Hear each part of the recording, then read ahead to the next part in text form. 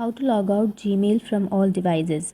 So for logging out, all you have to do is open up your Gmail, and then on the upper left corner you will have a 3-barred icon.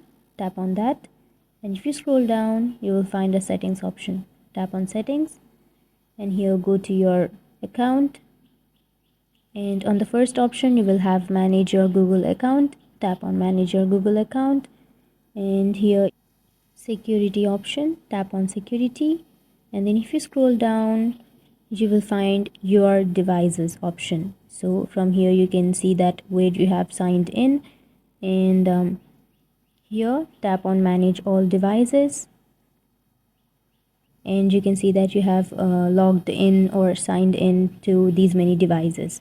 So if you want to log out from any device, then simply tap on that device, and then you will have a sign out option.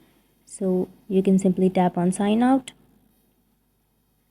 and this will remove access from your Google account from the device. Then after sign out, the device which you have selected will no longer be accessible to use this Gmail account.